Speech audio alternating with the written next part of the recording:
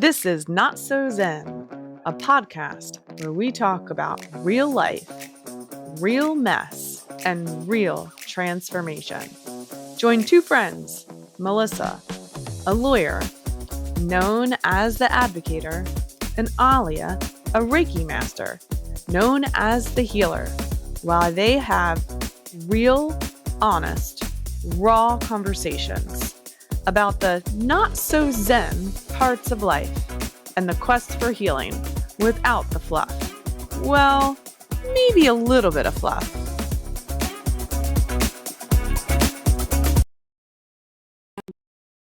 Welcome, everyone, to the not-so-zen garden. We'll explain the garden part. A safe space for the zen and not-so-zen. Not-so-zen. We're talking real, raw life, real, raw, messy, and real, raw transformations. We ain't holding back here, and we're not hiding anything. I'm the healer. And I'm the Advocator. I help people reconnect to themselves and really get connected to their purpose through spiritual work and Reiki. Yeah. While you help people heal spiritually, I help sexual assault survivors heal through the justice system. Healer. Advocator. We are simply here, all stemmed from us both landing in a very underworldy part of our life.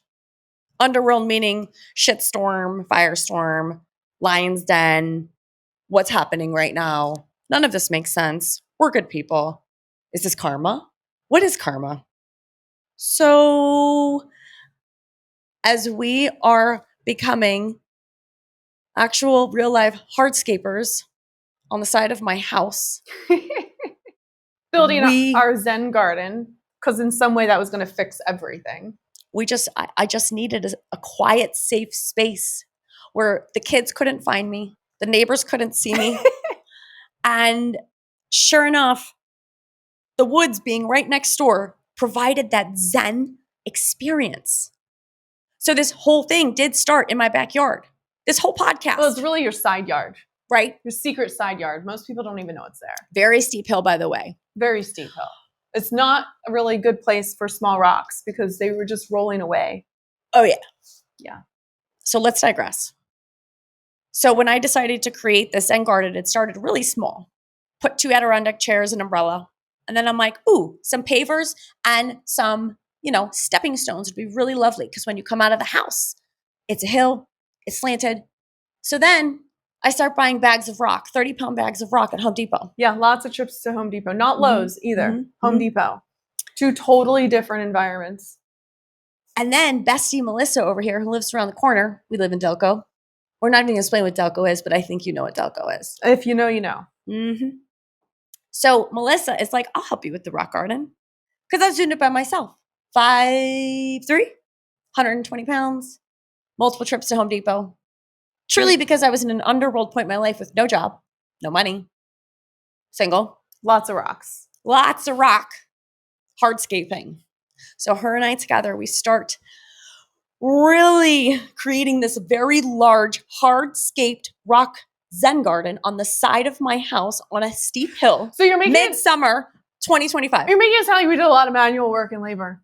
We did. Did we? Yes, we did. There's 2 Adirondack chairs. We've said that like umbrella. 10 times.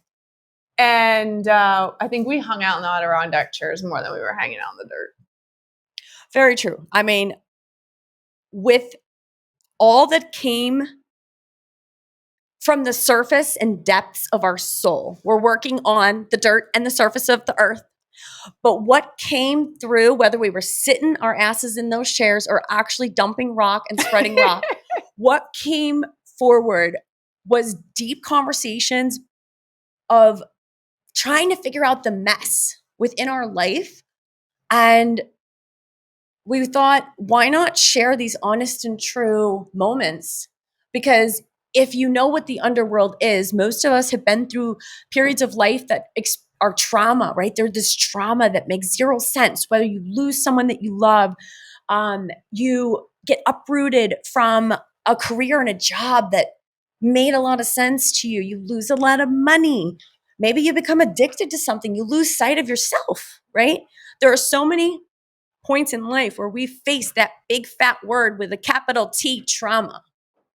And so here we landed ourselves in this traumatic point in life, and it allowed us to heal in this, not finished yet, by the way, started in May and it is now August. It's like Still not done. It's actually almost September.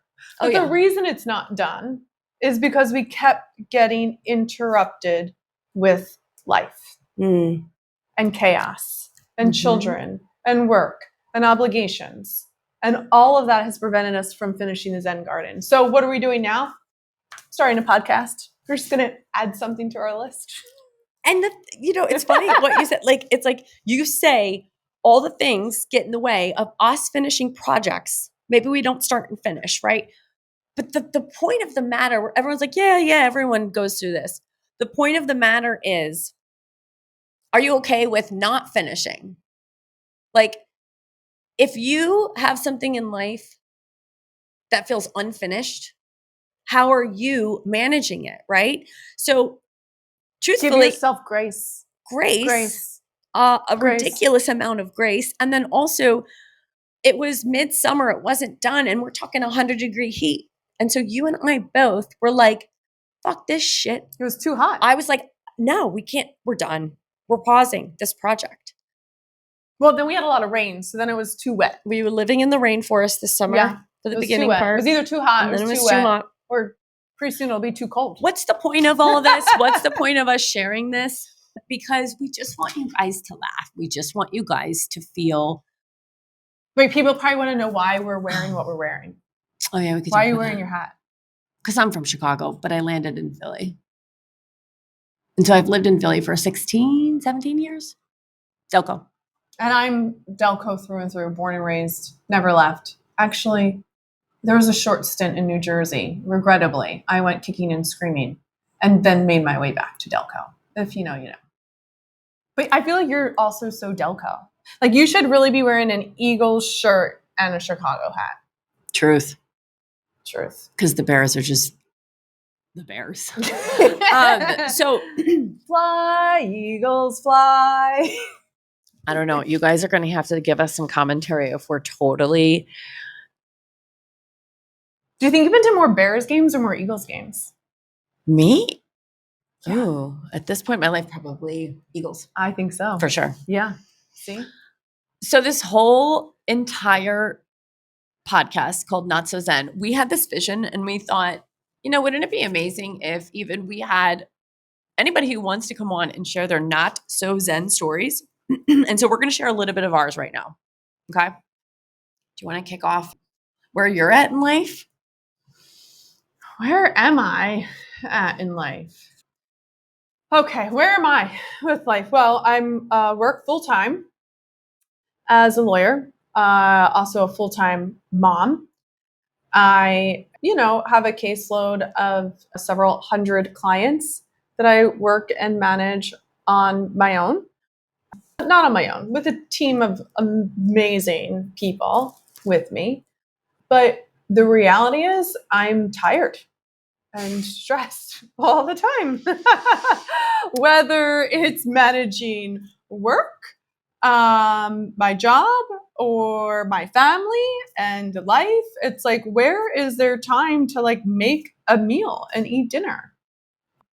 I am 100% tired all the time. Well, can I just bring it back to our and then where do we exercise?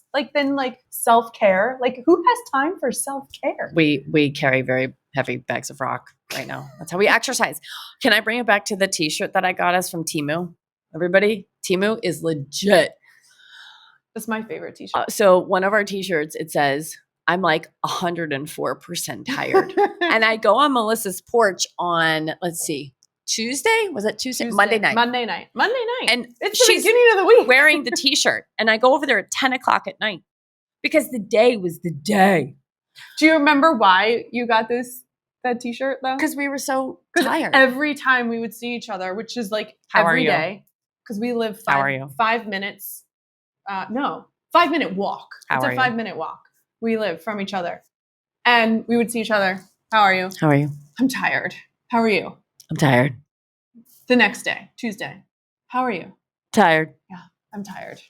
So, I mean, all that to say, I don't know if you guys can relate to this feeling of always, always, always being tired. But no matter how much rest we get and how many Espresso martinis we have? multivitamins, espresso martini.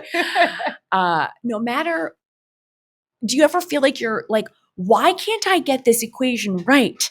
You know, I actually went as far as I saw an Instagram ad and it was an ad to feel more rested because it was this vacuum device that you would do your pillows and your comforter and it took out the dust mites. Wait, you never told me this. I did not know this. It's in my closet at home. I purchased it like 2 months ago. I haven't used it yet, but an Instagram ad told me you need this vacuum so you feel less tired. This is real. We do need to get it out. I think that's good an episode. marketing, right? Because isn't everybody tired? I don't know. It worked for you. And so it's like we do as much self-care as we can, but we're bringing it back to this whole not-so-zen. It's like there are moments where we feel rested, but they're very few, far in between, right? And so from this point, like as Melissa's saying, her workload is her workload. I want to give you a shout out though, because she's doing cases like with Uber, Roblox, like sexual assault. Like this is like some real deal stuff this woman does here. So she's bad fucking ass. So I want to give you a shout out to all the work that you do because she kind of does work around the clock, her and her team. And we're sharing that with you because really in the legal world, I should say, in the legal world, it is, especially as a defender, it is fucking dukes up. That's what I think. And you got to be ready to stand and confident and know what you're doing, especially when you're trying to litigate for people who have been assaulted. Yeah. These are some really tough. Advocator of self-care. I tell all my clients to make sure they get self-care. And actually, this is about being real and messy. And, this first episode may make zero sense to you guys, but I just want to say we are in Philadelphia in the city in the Liberty One building, came to Melissa's office, which is where we're recording this. And because I'm working on one desk. I have this beautiful view. I came in here and I'm like, well, thank you for the invite because this is gorgeous. She's working at her desk, but she's working on her actual career. And I'm trying to work on my spiritual Reiki work here. And I hear her talking about on the phone a case of a sexual assault in Taco Bell's bathroom. Like the thing is, like, she's hearing and dealing with stuff. And so our life day to day, hour to hour, if you stop for a moment, if you just stop while you're listening to this, if you're here with us for this long on, who knows if we hit the 10-minute mark, but like, if you're still here with us, stop for a moment and give yourself credit because every day is us having to navigate curveballs.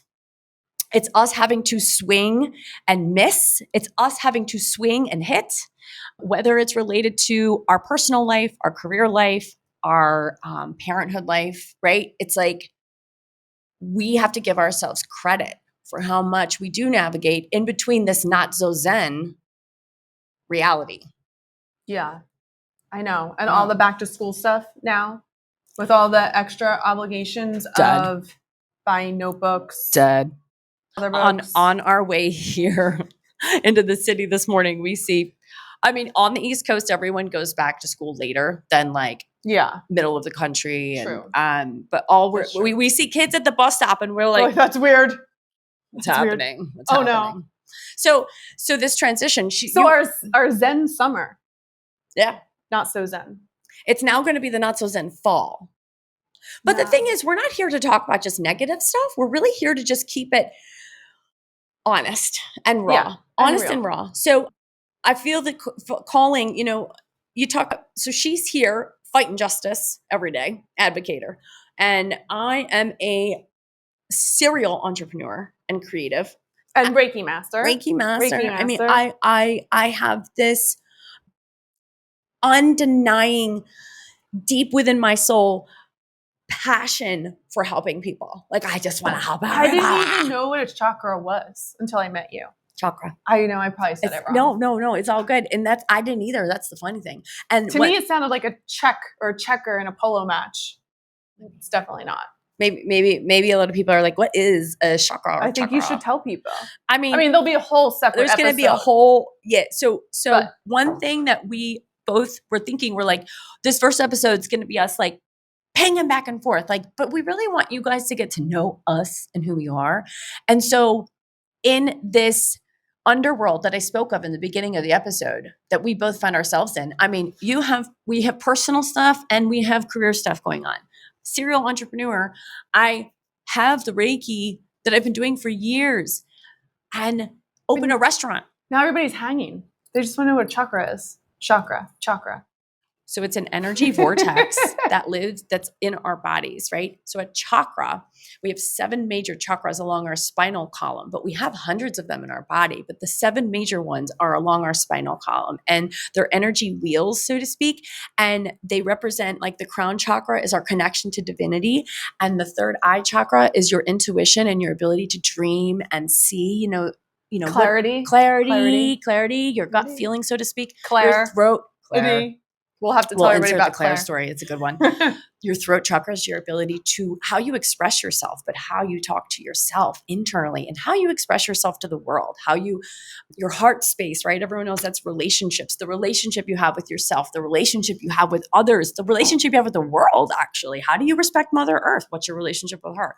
Then you have the solar plexus right here is your powerhouse center. It's your confidence.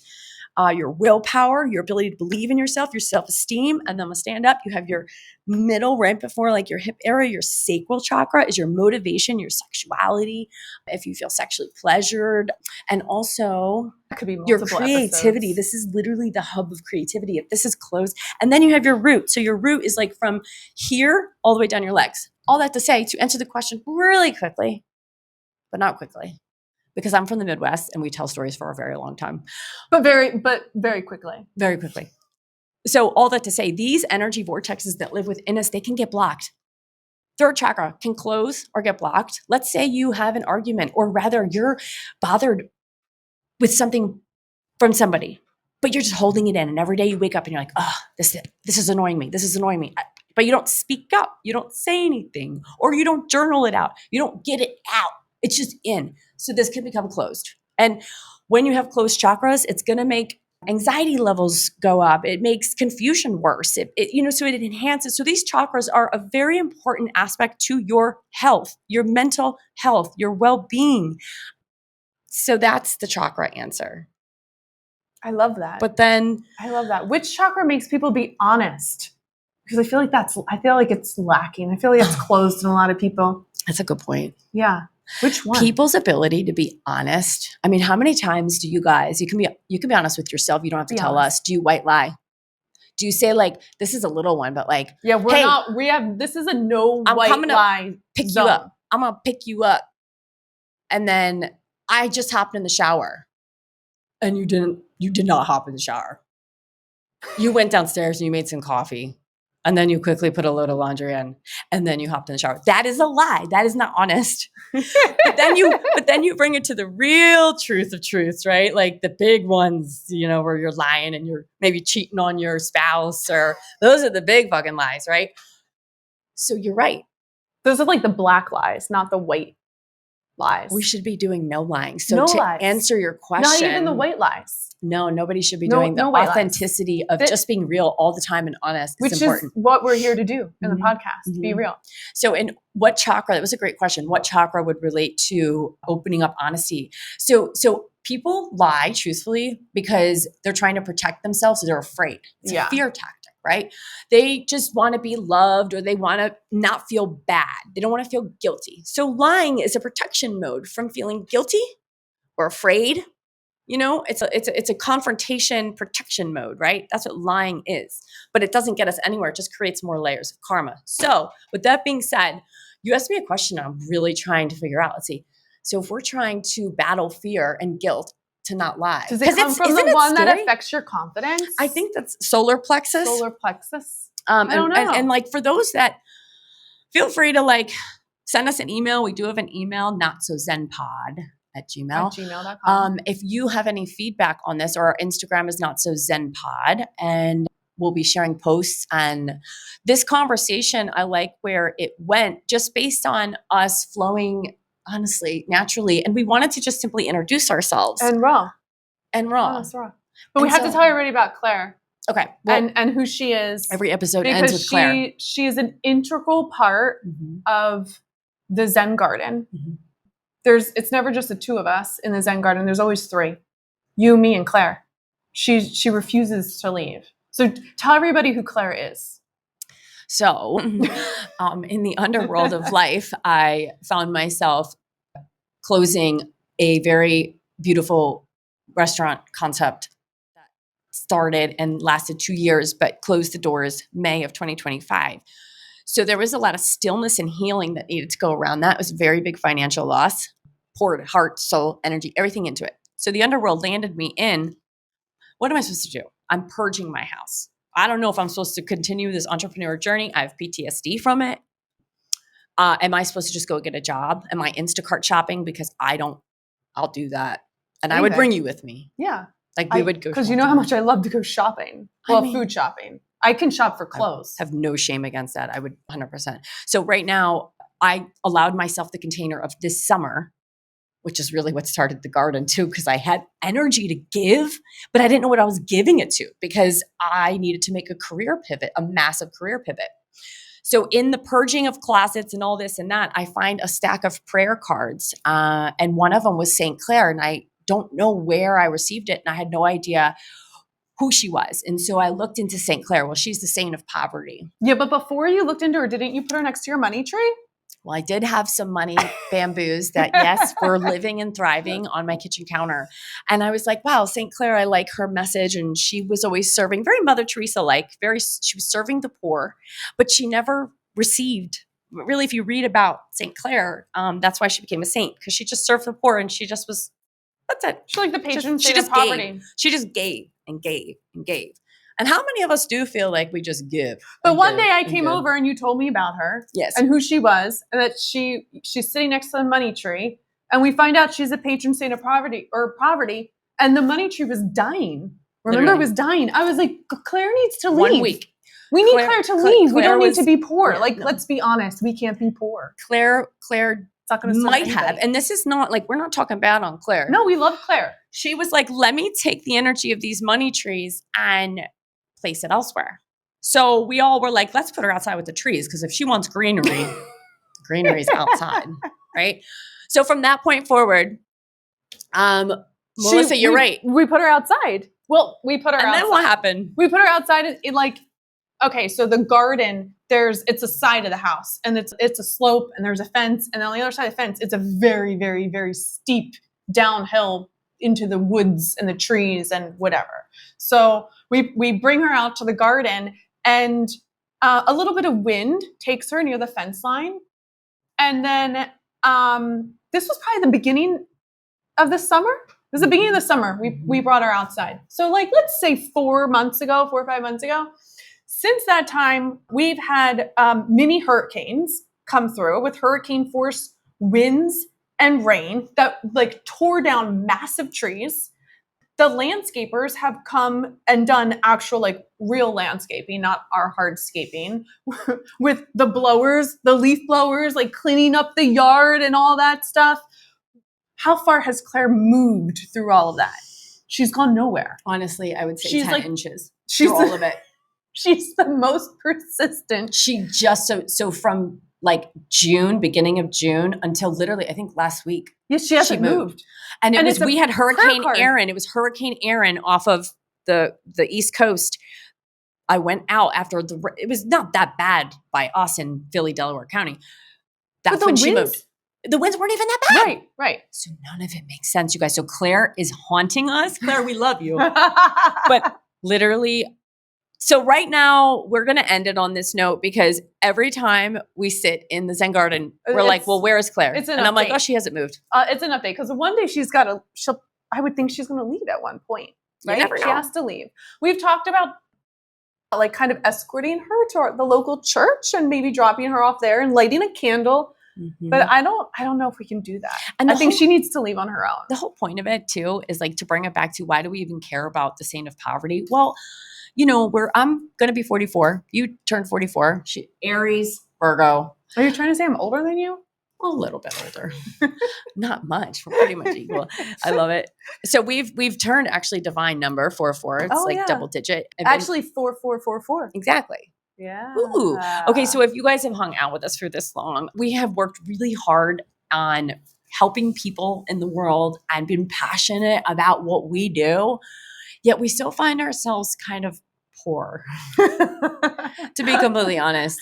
So those of you who have cracked the code and are like killing it and your bank accounts are all stacked and fat, we love you. But at More the power to you. same token, we're just kind of like, Claire, she must really know that we're poor because we are poor. She won't leave our She side. won't leave. She won't leave. So where is Claire? Every episode, we're just gonna wrap it up with where is Claire? Just a quick little update on whether she's still hanging out with us or if she's moved on. Like maybe at some point she has to move on to somebody else, right? At some point, Or the woods. maybe she's waiting for us to finish the Zen garden.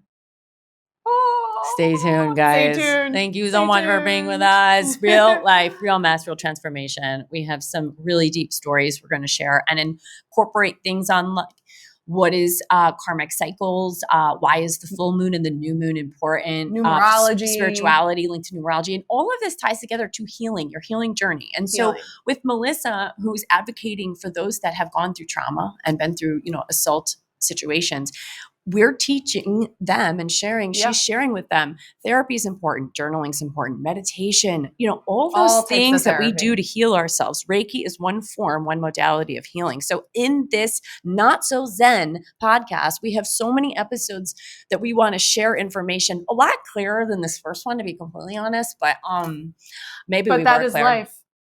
Not-So-Zen. Not-So-Zen. All right. Bye. Bye.